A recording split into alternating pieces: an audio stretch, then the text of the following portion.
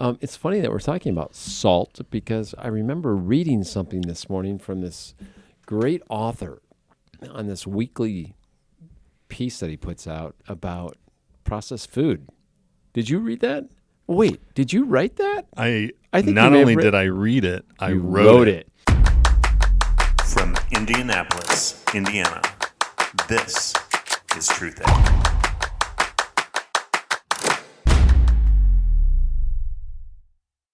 I have to tell you about my anniversary experience. Yeah. It was crazy. That's bananas. So we end up going to 21C in Lexington. Mm-hmm. So I've been to the one in Louisville many times. It's fantastic. Yep. But the one in Lexington is it's a little bit newer. I don't know how new it is. And the restaurant there, which I wasn't going to name names in public, but nobody listens to this podcast, This is so private. I think we're safe. I love it. They literally, we ordered this chicken dish along with some other sides and stuff. And they said, oh, the kitchen dropped the chicken. So we're just going to bring out the part that didn't drop. The part that wasn't on the floor. And Kind of then makes you wonder, did you really get the part that wasn't on the floor? And then He got the part that landed on top. yeah, they said, and then we'll bring out some more chicken after that. We didn't want you to think our chickens were actually that small. So you're getting a 2-for-1 deal. So I was like, why would this is like a classy restaurant at a nice art museum type hotel, which is supposed to be kind of middle class swanky, and I was like, why in the hell are they gonna give me a partial entree? So we get our entree, and we're like, yeah, it does look kind of small, but I can't tell if this is a half a chicken or not a half a chicken. I think maybe the breast was missing. And so we're part of it. And you're a breast man. Yeah, love a nice, juicy. Just one, though. Yeah, exactly. It was a half chicken. And then the next thing you know, he comes up to us and he says, stop eating right now. Stop right now. The kitchen has told me that there may be some contamination, gluten contamination on your plate. And that's important because Carrie is extremely allergic to it. And she only had one bite, and that one bite literally ruined the meal. First of all, it was ruined because she knew it was coming. Yeah. The minute that they told us, we were both like, human error, I accept that none of it was intentional. I didn't hold it against them personally, but we were furious that you go to this nice restaurant on your anniversary, 25th, by the way, and they fuck up your meal. wow. And In more than one way. Like if one of those things happened, so how it's forgivable. so how they Exactly. compensate you? They didn't make us They pay for wished you luck. the chicken. We got one free entree. That's it. Well, they ended up adding on this additional side as a So you got like comp. a free entree and And a free side. But we still paid for all of our drinks because we each got a couple drinks. We paid for our other, sides. And then Carrie was sick for a week. And she's starting to feel better today, but she's been sick for several days, basically the whole week. Crazy. I'm sorry to hear. Yeah. How were the cocktails? We'll get back to Carrie in a minute. The cocktails were good. They actually did a really great job with the cocktails. They're usually pretty good at that. You're right. C21, I mean, they're known for good 21C. food. 21C, sorry. Known for good food, art, bougie-ish, right? I mean, Yeah, I've never stayed in one before, so I didn't know what the pricing was of the rooms, and it was very affordable. But I think that this one, they're really trying to boost the traffic there, so they're selling the rooms cheap. Yeah. They gave us a gift certificate, like automatically with our room. They gave us a gift certificate to the restaurant. Yep. And the restaurant, when you check in, they give you, not at the counter, not at the restaurant, they give you a free shot or a half shot, half ounce of Angel's Envy. Yeah, of course.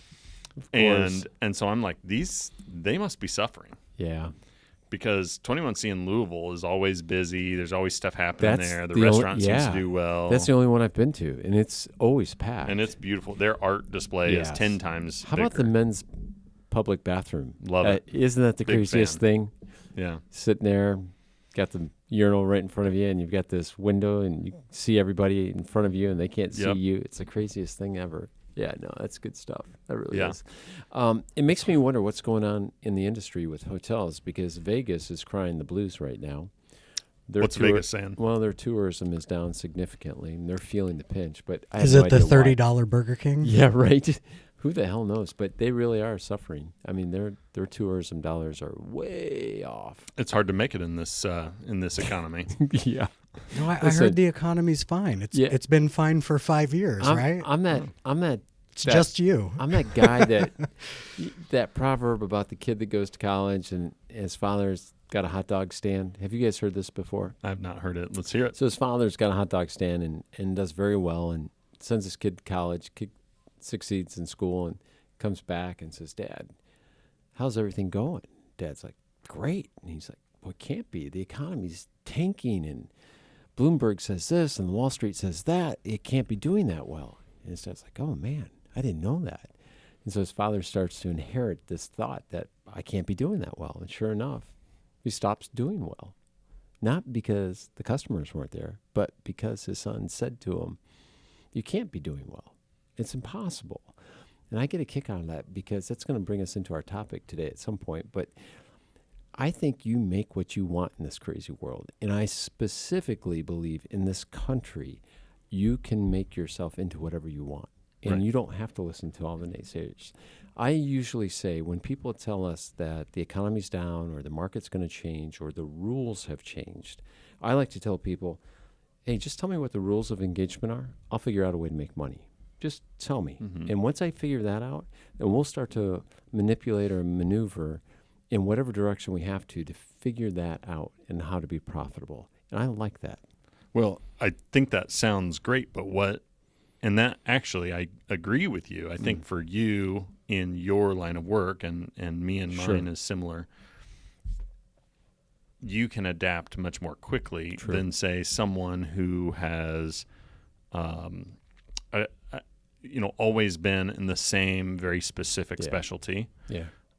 Whether it be like if you're Event planning event planning. during COVID. Yeah, for exactly. example. Right, you're gone, Or if right. you're in the plumbing business is never going away, but let's say that you're in traditional HVAC and everybody's going to the new technology, Right. which I can't remember what it's called.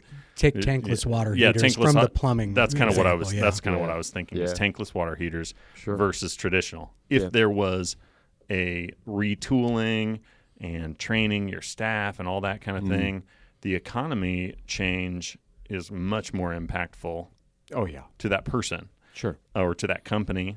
And there are certainly better examples than that because all my examples are terrible. Yeah, but if you look at like the hospitality industry, if you will, just because we were talking about it, look at what the restaurants did. The successful restaurateurs pivoted towards a takeout process. And Yeah. delivery. Absolutely, right? And they nailed it. I mean, the good ones really did figure it out. Mhm. And as a benefactor of the restaurateurs that figured it out, we kept going back to them because the food was coming to us just as if it were there at the restaurant. And the other guys Right. that stunk at it, forget it. We never But went back I to think them. that some of those restaurants, their pivot was only a temporary way to reduce the amount of money Yes. they lose. Yeah, for sure. So- And depending on their location, because Yeah. during that time, if you were in Marion County, That's right. you're closed. That's Yeah. right. So you have Yeah. to pivot, or you are one of the, Yeah. what was it, 25% Yeah, it that was went out of It business? was a crazy number. You're right. So what do you think about survival of the fittest when it comes to businesses? Oh, man.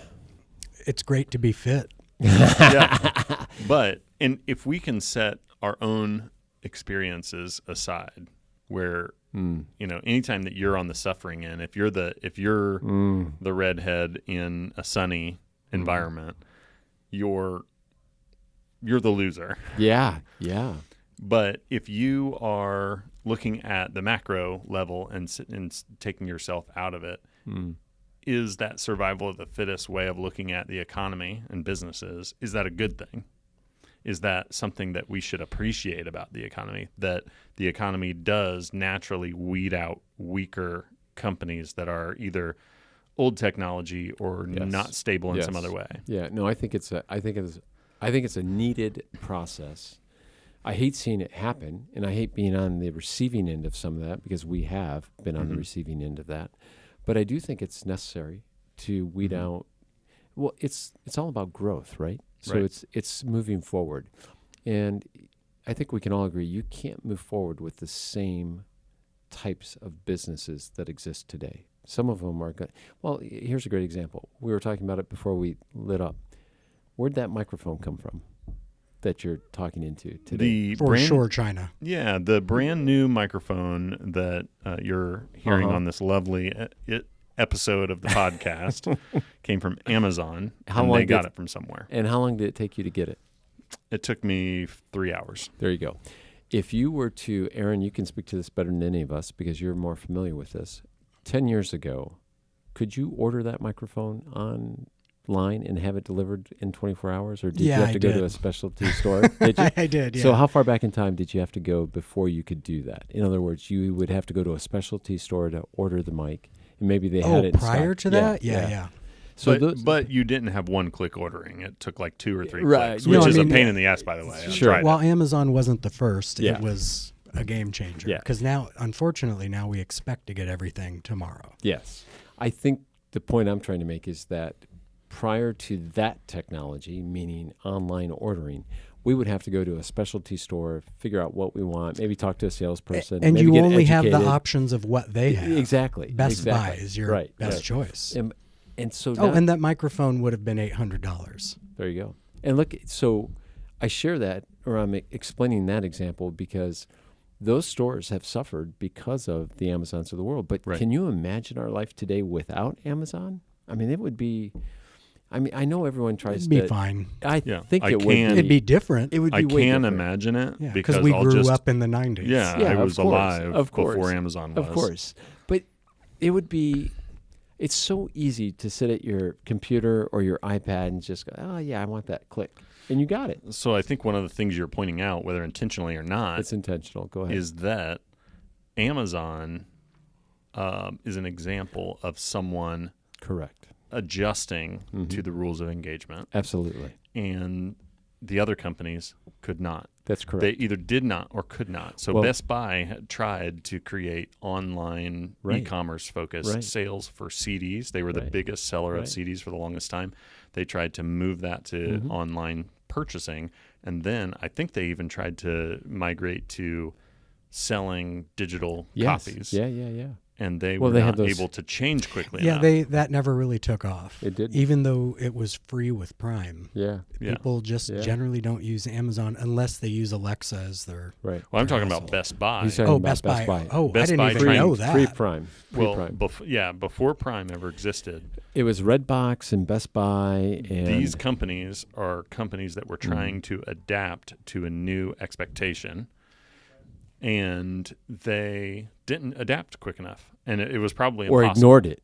In some cases, Best Yes. Blockbuster. Blockbuster Video. ignored it. And Hollywood Totally- Video. Although there is still a Blockbuster there is in Oregon. and there's still a Hollywood Video in certain remote areas. But your point's well taken. They ignored or chose not to move fast enough, right? Yeah. So that's why I say they it's needed. rejected an Yeah. opportunity to buy Yeah. Netflix. Yeah. But I think it's also important to note that some of those companies can't possibly move fast enough Correct. because of the infrastructure that they would have to change. Yes.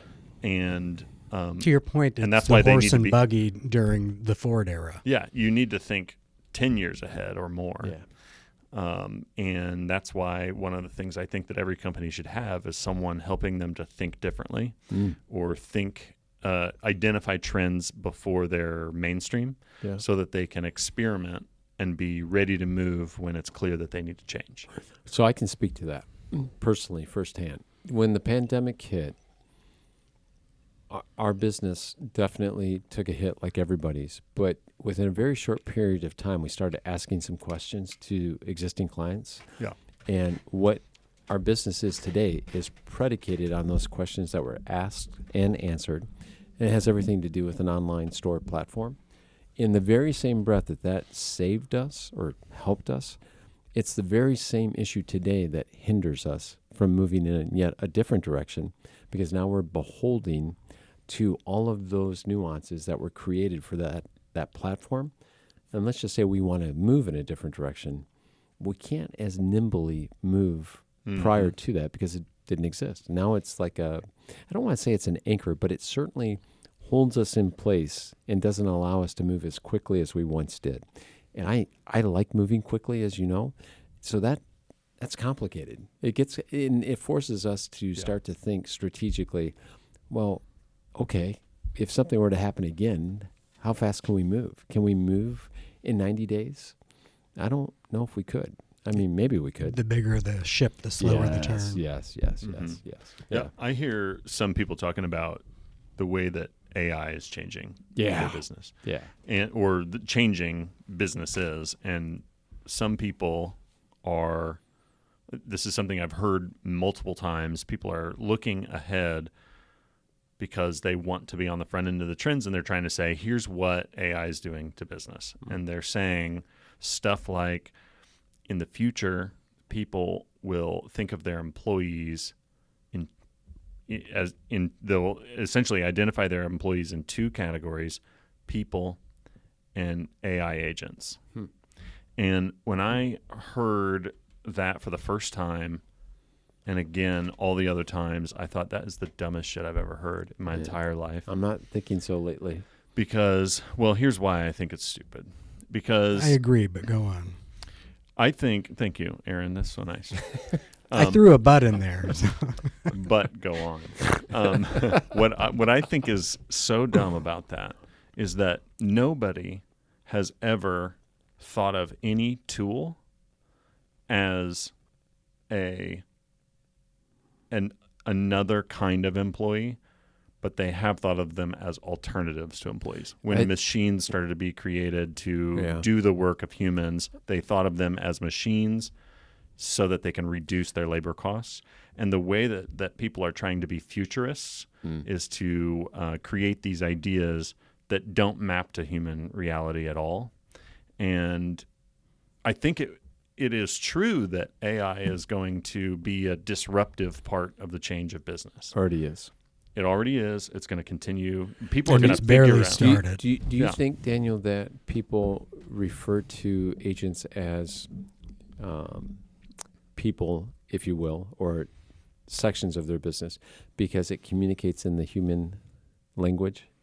Maybe that's where that's coming from? Like they're looking for, how do I fill this role in the future? It's going to be a robot. I think go ahead, because you're doing it. Well, Aaron. yeah, I want to ask a question, and what do you think an agent is? Yes. An AI agent. Okay, so I'm a layman, so when I hear that, I think that's an AI piece that's communicating with me based on whatever my requests or demands are being asked of. Is that a fair statement? I don't know. No, I think that's fair. And by the way, there isn't a wrong answer to it. Because this is my space right now, which is, what do you think AI is? Yeah, right. Because it's a lot of things. And so I'm asking for you because I agree with you, and the but was, and I'm curious why you think that. Yeah. So first of all, when I think of what an AI agent is, the way I would describe it, which I agree exactly with what you said, Michael, is as a project that is a project is probably the wrong term out of context, but I think of it as essentially an app that is focused on a particular purpose. Yeah. That's even better said. And I think the difference there is that app is communicating with us verbally in a language through a speaker, albeit, right? But I mean, the three of us talked about this. People that are falling in love with their chat, right, or chat, or whatever they want to call it, or hate the clankers. Yeah, right. So that's why I think there's this personalization to what we're talking about, and I'm hearing anthropomorphizing, in a sense, which is, I think, the most dangerous and seditious part, because it's social media that you now have a personal relationship with. That's right. And this is small sample size. Every woman recently that I've spoken to about using... Amy. No. 4 so far in the last 2 weeks. Oh, okay. Where'd you meet the third one? in the conversation about AI, Yeah. two things arose. One, they all use ChatGPT specifically. Yeah. And number two, the reason they like using it is because of the affirmation that they get. That's right. Have either of you seen the fairly recent South Park episode, No. Sycophancy? No, but you've talked specifically about about ChatGPT agreeing with you and supporting you no matter how terrible your idea is. Yeah. Amy has even caught up on it by she texted me the other day. She goes, "I used ChatGPT again and it made me cry again." Yeah, Lori, when Lori's used it, she really feels this connection. I am very concerned about how it's being developed and how it's being used Yeah. with everything we know about how manipulative They're media making- is anyways. They're making movies in Hollywood about this very issue, right? Yeah, they're making movies about everything. Well, true, but of late in particular, robotic AI looks like a human, is not human, acts like a human, fall in love with. the subtext in every one of them is guys end up fucking a robot. That's right. That's exactly right. And then they try to hide it. And then they feel guilty about it. Yeah, exactly. Yeah. I know, it's crazy. It's absolutely crazy. It's bananas. I think Companion was the one fairly recent. That's what I'm thinking of. Where the only scene that I've seen on YouTube Shorts is him realizing that after having the robot like off itself, that the head is not where the robot stores its hard drive. That's right. They're like, yeah, we're just going to take it back and download everything. What do you mean? We got it all, Bubba. It's like somebody getting your search history. What do you mean incognito stores the... Yeah. Wow. Okay, so with all that being said, Can I? Yeah. It's a small segue, but it brings us please. back to the issue of success and kind of the counterpoint. right. So, I don't want to move away from what success is. That's the part that I'm Sure. particularly interested in. Something was introduced. It was a conversation on a British X thread about cultural insults, meaning the insults that are used in different cultures and sort of what the greatest insult that you could be in that culture. And one of the things was in America, everybody agreed that the worst thing you can call a person is a loser. Ooh. Okay. And it made me start to think about, okay, let's pretend a loser is a thing, is a category of person. Okay. It's a terrible one, but we have probably thought it or used it. I certainly have called myself that in times in past.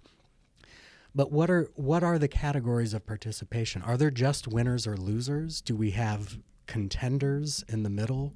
Yes. When people are reaching for success, one, we have to define what that means, but I think we all agree it's financial, right? Because without that, you would assume somebody isn't successful. That's like saying measuring length without having measuring tape. You need something to. Yeah, it's length without inches or centimeters, as it were, Daniel. Right? Yeah, of course.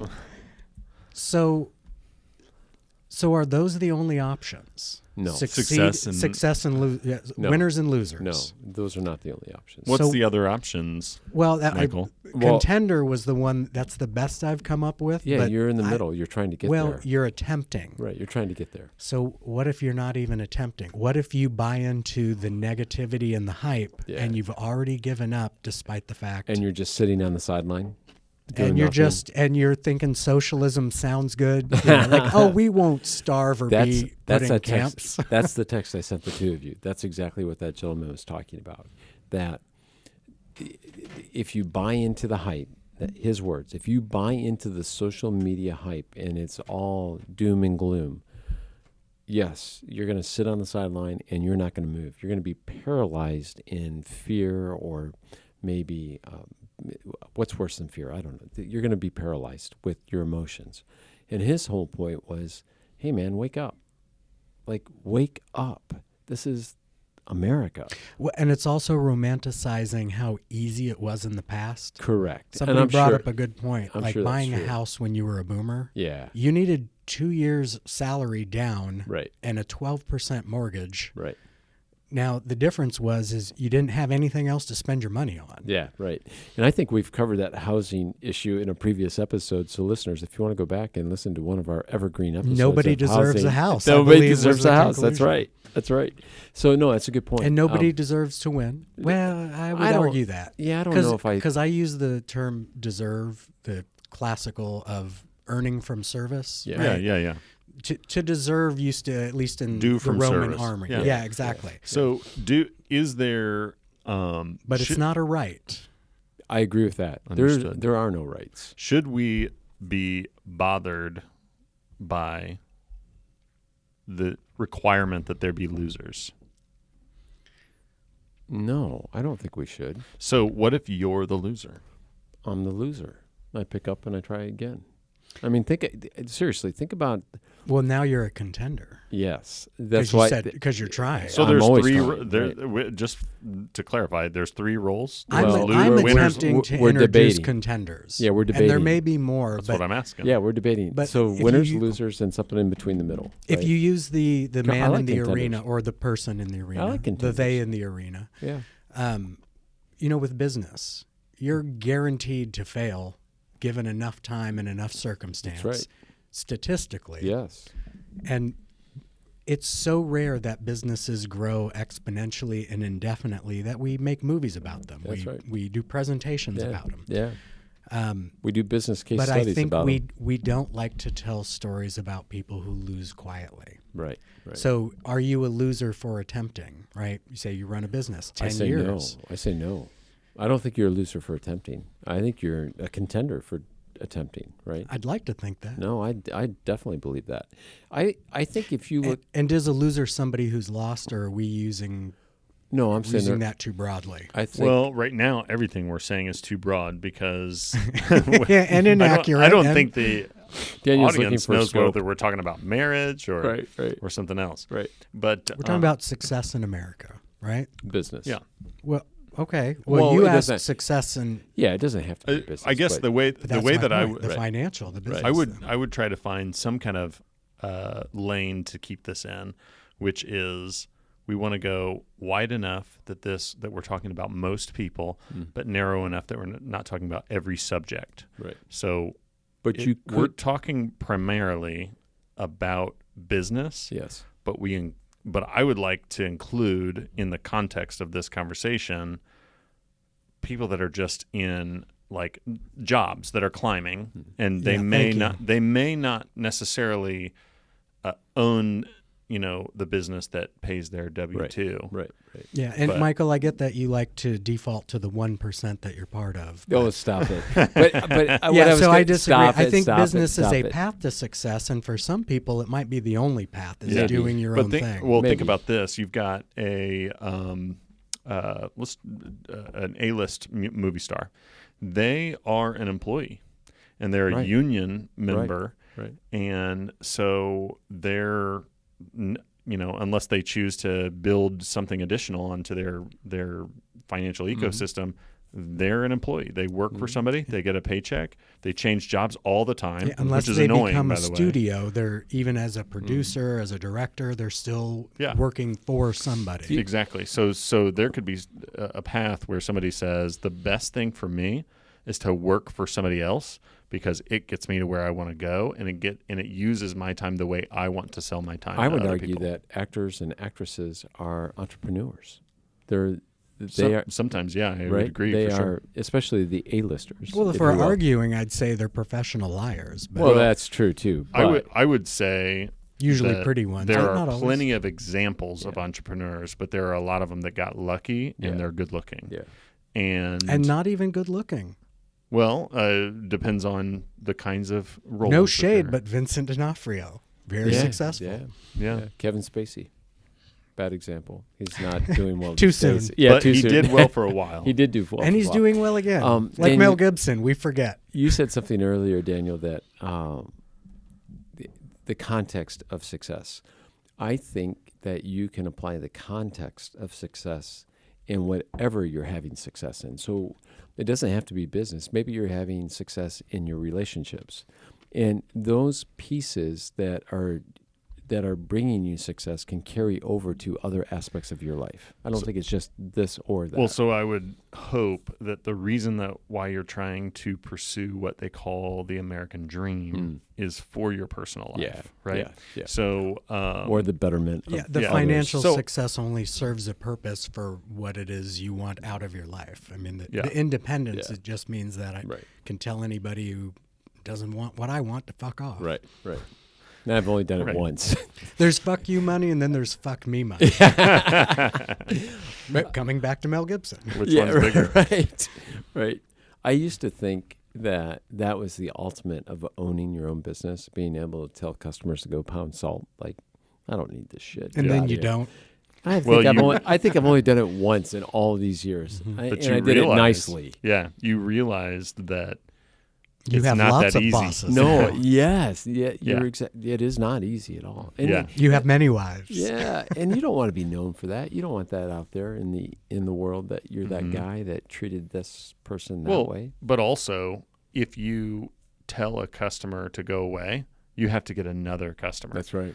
And that, being able to tell customers to fuck off presumes that you have more than enough so that when you lose one, you're at something that is at least enough. Yes. Yep. And I think that one of the things that a lot of, in my experience, some employees have been very insightful, but many of them have not understood that the reason why we have to work for this client that you hate is because that's why you have a paycheck. Yeah, you have a job. We need a them. sufficient amount of revenue to keep everybody fed and have something left over when it slows down, because it inevitably does. That piece you just said is so spot on. I think in small business in this country specifically, you have employees that really lose or don't have a sense of the realism of what generates revenue for the business. Right. Because the biggest bitch, and we've all heard this, the three of us have heard this from people we do business with and amongst ourselves. Our team doesn't treat the customer with the respect or the courtesy they deserve because the customer is beating down on that team member. Well, and the employee is only concerned about what they think they deserve. Yes. It's a real issue, man. It's a real issue. The only thing I would say to that is that some of our listeners, or one of our listeners, is an employee of a company somewhere. Yes. And they're probably taking offense to this. Which is why we shouldn't focus on business because, because again, the only purpose of, I shouldn't say the only, let me back up. The reason I want to and have had my own businesses, I haven't been employed since 1997. The reason that I have Hold on. Yeah. Well, good or bad. No, that's good. Listen, that's if good. I had just gotten a job at the post office and stuck it out, I probably would be better off. Second highest rate of suicide. Go on. But what I have had is I have had tremendous independence. I've had challenging work that, for the most part, I enjoy. Honestly, the only part I haven't enjoyed is the managing of employees. Yeah, I think we could all agree with that. And that's not shade on them. It's just realizing that they can't see the perspective that we're at and how we're doing more for them than they're doing for us. Yeah, but they can't appreciate that until what I have learned is everybody who thinks they deserve more, if you put them in a management position where they have other people to be responsible for, they immediately switch roles. They're like, I get it now, and also I don't want to be part of this anymore. I do want to go on record just real quick, Daniel, and say that Jennifer, Kat, and Hannah, if you're listening to exceptions to the claim, you three rock, period. Yes.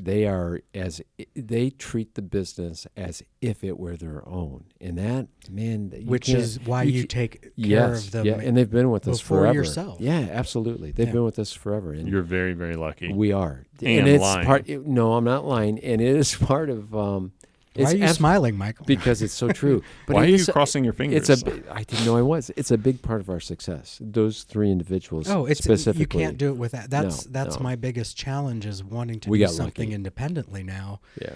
That's great. But now I'm limited by me, and I've yet to see anything great that's been done without the help of others. You got to have others. So let me ask you a question. What if you guys, either of you, were to have any reason, and I can't imagine what the reason would be, to move to another country, I've thought about and this. just for the sake of hypotheticals, let's say fascism. Let's say that the country was Yeah. moving towards fascism, Yeah. and you had to move to another country because for some reason you Assuming that it wasn't also. I was yeah. going to go there too. because you did No, not. but it's a different kind. Yeah. Right. They It's don't quiet. have. They don't it's have. quiet. They don't have banners hanging off federal buildings with a particular president's image. Oh, they do. Presidents, You know, chancellors, whatever. Yeah, Yeah. right. I know So they do. anyway, Supreme so, leaders. So you move, and I'm not talking about America, I but know. we all live in America at the moment. But you move to another country. You move to another country. Would you, and maybe you can talk about what countries you would land at. Would you be able to start over, assuming you have to start all over, because some of us have businesses that could migrate easily because we work through the internet. Could you start over from scratch and do as well as you're doing today in, let me give you 5 years? I don't think so. I really don't think so. Well, listen, maybe, but I can't think of a place that wouldn't have tremendous cultural bias, that wouldn't specifically be biased against me as an American, as a white male, Right. as a almost 50-year-old man. There isn't a spot for me anywhere that is going to be more advantageous. That is going to have more advantages Yeah. than I have now. That doesn't mean it couldn't happen. I just don't know how. Yeah. I'm going to spin it. Because I wouldn't move to another country unless I was already financially independent, and Right. then I would be moving for essentially geography. Or what if war happened here? What if, Yeah. like has happened in other countries and it just Right. hasn't happened here yet? Right. What if, except for civil war, Right. what if war broke out and you became a refugee? It wasn't because you wanted to move; it was because you needed to because take care Indianapolis gets burnt to the ground. of your family. Yeah, you I've need been to get out of watching Jericho. If you haven't watched that I've watched series, Jericho. Skeet Ulrich, Uh-huh, remember he was somebody? Uh-huh. And it's a great example of like every major city Here is today, destroyed. gone tomorrow. Yeah. And now what do you do? And the answer is always terrible. Yeah.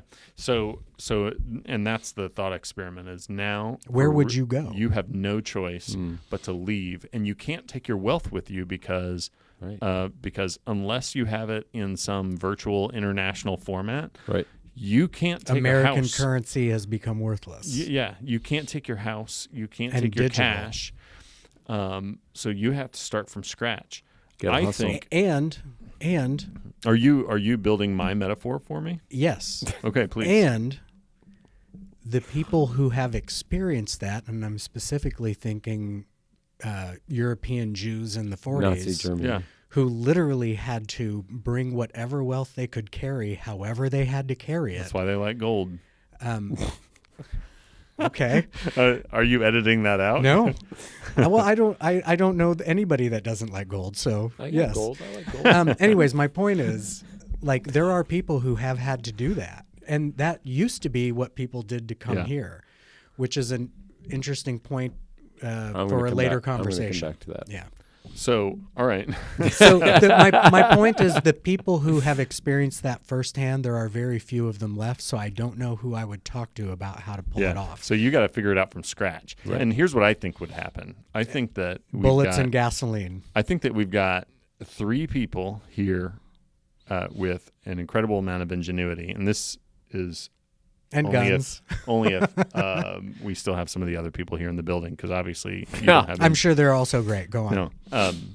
So I think that when you experience a certain level of achievement in your career, and I'm not talking about how high this gets on the food chain, but just you've created something out of nothing, which we've all done. I think that when you go to a new environment, your eyes see it as opportunity. And maybe there's some licking your wounds at first because of the trauma that you've had to go through. You've lost your And the property, discrimination your you'll home, face whatever. there. But I think that Nobody you see welcomes opportunity. immigrant or refugees. Exactly. Yeah, I And can so- see that. And this is why I believe that to be true. I think that I've seen it happen to many people time and time again in different ways. But what I see often is you have certain migrants that come to the U.S., and in particular, you see it with the Indian culture. They come here and they figure out how to start a business. Frankly, almost all Asian cultures. Yeah, so they're coming to a new country. Maybe they bring, some sort of foundation of financial support with them, but most of them, that doesn't seem like what I've seen.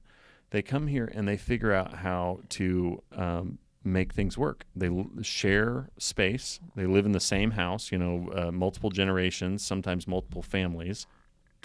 2 houses in my small neighborhood of 56 houses. Is those people. Yes. They have multiple generations living under one roof, so they've lowered their cost of living, and they all start businesses And buy franchises. I've looked into that specifically, and it is very much, it's a communal and family mentality that is contrary to the American ethic, that's in quotes, which is independence, move out, be on your own. The first thing they do is the first people that come here are the people that have resource, opportunity, skill, right? Yeah. It is not easy to get in, as Matt Griffith pointed out. It's very difficult to immigrate here legally. But once you do, you can now bring family in. Right. And that family can all be supported in that same household. And to your point, you buy... I don't know a liquor store on the east side that isn't owned by an Indian family. And it's part of that ingenuity and that we're setting each other up for but success. Also but the Americans don't do that. The circumstances change the situation You're too. acknowledging what's made this country so great. That what you made it great. It's what's made it great. Today. That mentality is the American This whole ethos. country was founded on immigration. Settlers. Okay. There's a difference, and I'll argue, but later. No, that's okay. Sorry to interrupt. So you've got settlers, but you have this influx of immigration: the Italians, the Jews, the Hispanics, the Germans. You have it all coming into this country in the early 1900s. You can go to any of the major cities on the East Coast and look at Philadelphia is a great example. All of the masonry work done in Philadelphia, all of that beautiful architecture that's done on the outside, that's all done by the Italians. They all migrated over here during the World War, right?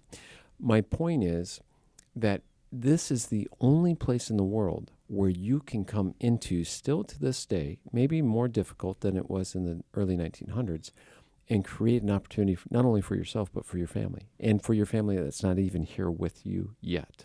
So these pieces that we're talking about, if you were to look at just the numbers, the sheer numbers of any city, look at the individual entrepreneur businesses that are up and running, just restaurants, dry cleaners, laundromats, it's just used car lots. It's unbelievable the number of businesses that are entrepreneurs. A lot of them are immigrants that came into this country, right?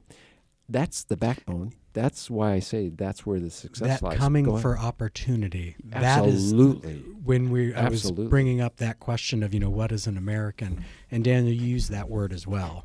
You see opportunity. Yeah. That ambition is, it's not unique, but it does seem to be culturally relevant. Yeah. It is a value that is appealing. Think of what do young women find attractive in young men? No clue. Right? Ambition. Because they don't have shit. Right? Well, young people I have don't good have teeth anything. as well. So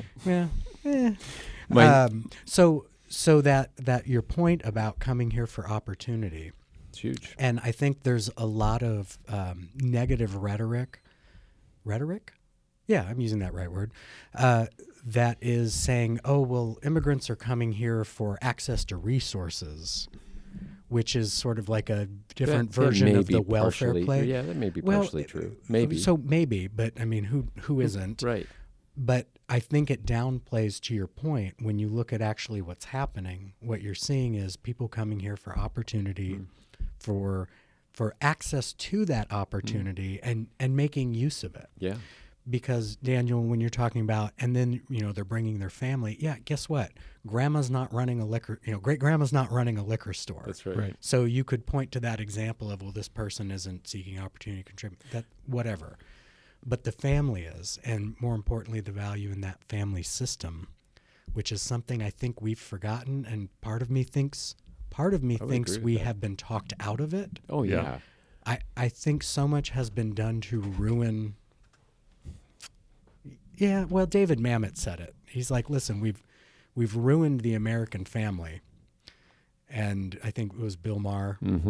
His point was, well, do you think it was intentional? He goes, I don't care if it was intentional. It doesn't matter. It was done. Right. Right. So That's a good. So point. I think we have a lot to learn. I think we have a lot to learn, and We that's do. one of the examples of what populations coming here can teach us. Yeah, the only that we thing I would forgot. point out about that is, before I let you talk, because I know you're going to say something, Michael, is that regardless of what those families that have migrated from whatever their circumstances are, regardless of what their lives were like before, when they come here, to a degree, regardless, they're starting over, right? For you have sure. to get, Yeah, for sure. You know, okay, if you come over here with lots of money, you can buy stuff, right? Right. By the way, you can buy your way in Right. if you have lots of money. Exactly. But Or if you have tremendous skill. But either way, you have to start all over, and it's harder when you have nothing, of course. Agreed. But my point is that you have a different view on life when you do that, regardless. 100%. Because what you're coming into is a situation where it's like, I can't just keep living on my reputation, Right. because I'm nobody here. So I have to create something new. And if it's income, because you come here with nothing, everybody tells the story about, my dad came over on a turnip truck without a penny to his name. You're starting all over from scratch with your earnings, your new property, everything has to start from ground zero. Yeah. And when we as Americans have perhaps forgotten this, the value of the work together, family unit, community work together, to band together to do something to help us all. But if we were in that refugee situation, God forbid it had to be a dire circumstance like that to get us there, we would be the same way, because then we would have to reset, and we would have to say the only way we're surviving is not big trucks in independence. Right. It's we have to work together. That's the only way. We have to conserve our resources. We have to live under the one roof. We have to compile them. Yeah, exactly. Yeah. Can I tell a short story that's spot on that I'm finally realizing would have been a great anecdote earlier? Yeah, So- that'd be great. That's perfect for So podcasts. so one of my jujitsu bros, Saeed, haven't seen him in over a year, and But he's a listener of the podcast. I'm sure he is. So he shows up in class this week. It's great to see him. Big hug. Have you been? Where you at? He's in Florida. The reason he's in Florida is because he was here on a work visa in Indianapolis. He got laid off. The company laid off like 30% of its staff a couple years ago. He only had a certain amount of time to find a new job, ended up getting a government administrative job in Florida, which got his visa renewed. Which, great. I'm glad you got a job. It's nice to see you. I'm glad you're back visiting. And just in the offhand chance of, what are you trying to do now? He goes, oh, well, I'm still trying to get my dental certification. I said, oh, you want to be a dentist? He goes, no, I am a dentist. I've been a dentist in India for over a decade.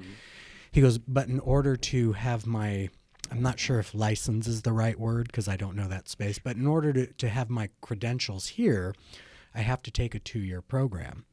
Well, I was a year and a half into the program here in Indianapolis when I lost my work visa and had to move to a different state that was willing to offer me a visa extension. And now I'm trying to find some way to essentially commute back to Indianapolis to finish up my certification while I keep this bullshit government job just so I can go back to being a dentist, which I've already been doing successfully for more than a decade. Yeah. And I was just like, this is one of the best dudes that I've ever met. Because he's also just as a person. He's warm, he's fun, he's a killer. So it's fun to like choke the shit out of each other. Yeah. That's I feel like that is a great example of what an American is. Now, he doesn't have his citizenship yet, but if he gets his dental credentials, it's going to be a lot easier to get permanent citizenship because now he's got a very valuable medical skill. Yeah. And he can get sponsored if somebody hires him on. Like, how difficult. And as Matt Griffith said, to immigrate here legally and get citizenship, it's a decade. Oh, yeah. It's tens of thousands of dollars over that time. Yeah. So for people coming here illegally, or I don't think illegal is the right word, circumventing things by using asylum and then missing skipping opportunities. Yeah. They come in under the right circumstances, something legal, and Well, then you come in under the asylum program, but if you show up at court, you're not going to be granted the asylum because they never are. So nobody shows up at court. Well, it's like, first of all, congratulations for figuring out how to hack the system. Yeah. I wish I had the courage to do that in your circumstance. Yeah. There's a woman that when Lori and I lived in New Jersey, in upstate New Jersey, the company I worked for, a family-owned business. When I came there, maybe doing $18 million, and by year 4, we were close to $30 or $31 million. And our designer was a Russian woman by the name of Eva. And Eva migrated from Russia, and she was a nuclear engineer. And I'll give you one guess what plant she was a nuclear engineer at. Does it start with a C? It does. Oh, and well, don't put that on your resume. So she came over to this country as a young woman who had a 2-year-old son who was anemic. He stayed in Russia. She came here, found work. She found work as a designer. I mean, she has a nuclear engineer background. And she was paid well. She was paid more in our country than she was in her country, but there was a prestige as a nuclear engineer, as you can imagine. Oh, sure. And Lori and I would take her to dinner, and she would share just the unbelievable stories that she had to go through to get her son into this country legally, to get her parents into this country, and the sacrifices, to your point, Daniel, that she was willing to make both monetarily and, I want to say professionally, but there was a prestige factor there that she shared with us, that she was top of the food chain where she came from. And she was more than happy and grateful. I mean, genuinely grateful for what had been not given to her, but ultimately what had been given to her because of her pursuit for it. Yeah. The opportunity. Yes. Just huge. And then the second piece I wanted to share, because Daniel, your daughter, I'll be curious to see how this relates to her. Our niece, Gigi, is a freshman in college. She's now a sophomore, starting this year. And she has a girlfriend from foreign exchange that lives in France. And she has come to Indianapolis and spent the summer here. And Gigi's gone to France and spent time there as well. And her girlfriend, when she's here, when we talk to her, we tease her because she loves America. And we ask her, why do you love America? And she says, everybody wants to live in America. Yeah. Her friends, right? Everyone in France wants to live in America. Yeah, that whole other countries look down, disrespect. I'm sure there are people who do. Yeah. But even our friends who lived in, one of them moved here from Europe, got her citizenship. The family moved back. And now they're kind of regretting it. Yeah. Because as concerned as they were here, which was largely from social media, not from their personal experience, but from what they believed. Yeah. Turns out it's also pretty awesome. Yeah. Like so even Indianapolis is pretty awesome. I'll be curious how your daughter does, or her perception of. Yeah. Well, she has a skill. She has education. She's expanding that education. Which is part of the deal. She has tremendous opportunities. And she's ambitious, which is the American quality. There's an algorithm in real life as well. Social media feeds us that thing that essentially appeals to what keeps us enraged, fear and division, and therefore active on the platform. Yep. And so we see the world through what is fed to us, which is a mathematical equation ultimately, and garbage generally. Yeah, and not based on reality, but the same thing happens in real life. It's just it's not as fast. And that is, people hang out with people that they tend to agree with anyway. And so this podcast is a mediocre example. I only agree that we're awesome. That's about as far as I go. But Michael, you talked about the time that you went to Ireland and you were talking to people there, Yes. and they were asking Yes. Questions about the U.S. and stuff. And Corinne, my daughter, has gone to Ireland and is now moved to England, and she's talked about the way that people have talked about America as well. Yeah. And the two sets of stories have been totally different. Mm-hmm. And it's because of where, Corinne's a young person. Right. She's hanging out in certain crowds. Right. And so she's exposed to a different sentiment. And so I don't know what people think about America, but what I know is that whatever you think it is and whatever I think it is, it's different. Yeah. It's of course. different Yeah, than that's that. fair. Yeah. Well, Yeah, I'm not hang saying on. that It to may- criticize. No, it may not be, but Right. it very well could be. Yeah, and to your point, that's the variety of opinion. Right. And I'm not saying that to even disagree with what you're saying so much as to say that some people will swear top to bottom that people hate America and are laughing at us. And I bet you they can find those people. Sure. I'm sure there are people. They yeah. exist, but it's not the majority. Yeah. And Well, I don't know what is maybe, the majority. Maybe it's I don't either. 50%. Yeah. Yeah. And I would guess that most people admire the U.S. because what I can tell you about the U.S. is that we're one of the biggest fucking countries there is. Actually, I heard we're the greatest country there ever was. We used to give a lot of money to aid, we but still do. Well, no, we're taking it all back now, or maybe not. I don't know. I don't want to get into that. But what I find fascinating about what we're talking about, Lori has a couple girlfriends that live abroad that made a conscious decision. Get that out of my mouth. Can I ask where? Because abroad is anywhere but here. Spain and South America. Great. So So these are Americans that moved the elsewhere. Americans that have moved and have found unbelievable happiness, but it had everything to do with finances. So they left here because of healthcare and just the overwhelming issue with healthcare and the finances that they couldn't live the life they wanted to live. So they went elsewhere and have found joy. Yeah. And I'm really blown away by that, because I think what we're really trying to address is, can you replicate the opportunities that exist here away from here? I have a very And I don't clear know the answer answer to to that. that. I have a very clear Good. answer. I want to hear this. So a friend of mine, really good friend, gets engaged to a girl that lives in Canada. Okay? So she migrates to Canada. The two of them migrate to Canada. And one is a citizen, one is an American citizen, one's Canadian. So they moved to Canada, and my friend Sarah, she has to start from scratch, but in a relationship, part of a family. So there's Support, an on-ramp. opportunity. But she's got this period of time that she can't work because she has to kind of get her citizenship and all, or residency, not citizenship. Yeah, employment's a problem. And all that kind of thing. And she figured all that out. And by the way, the healthcare was fantastic because it was not that it was better.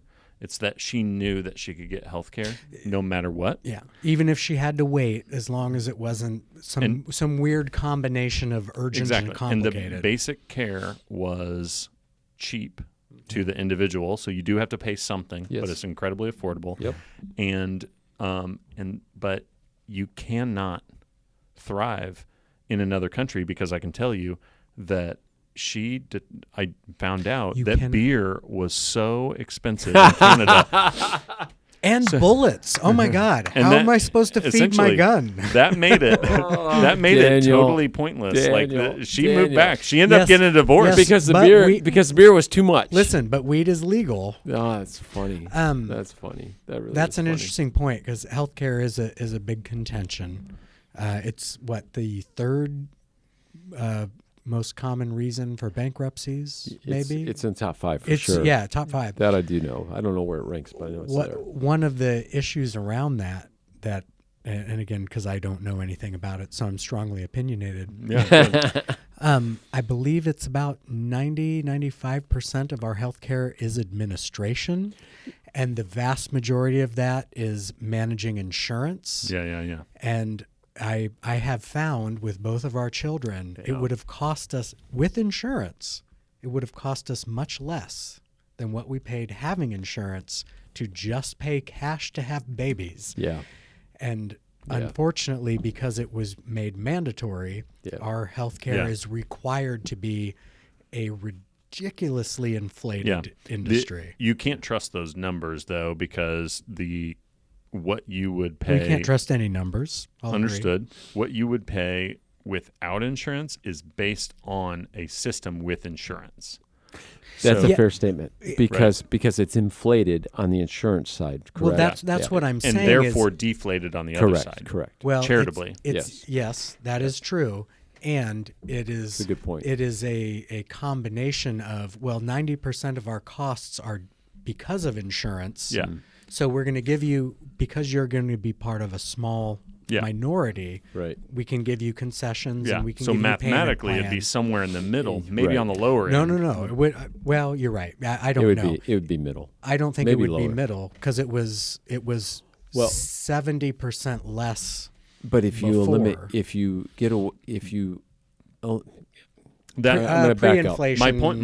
My point is only that experience that you had was in a system that Is a has largely largely Yeah, it's insurance. that is Insurance inflated. dependent on Right. insurance. Therefore, yes. By the way, I think most normal thinking people, if you get away from the feeds that are hitting all of us, if you look at an insurance company, which is a publicly traded company that makes money by earning a dividend, and how do they earn dividends? Right. And most healthcare costs are insurance costs. They are. It is such a back-asswards puzzle that there's no way we will ever succeed in reducing healthcare costs as long as we continue to have publicly traded insurance companies. You cannot feed one This and not this the would other. be a great other conversation because would. I'm we've strong. had this one a little bit. A little bit. Well, But what I I'm would- strongly opinionated with that because I I am don't too. understand how we can have one of the largest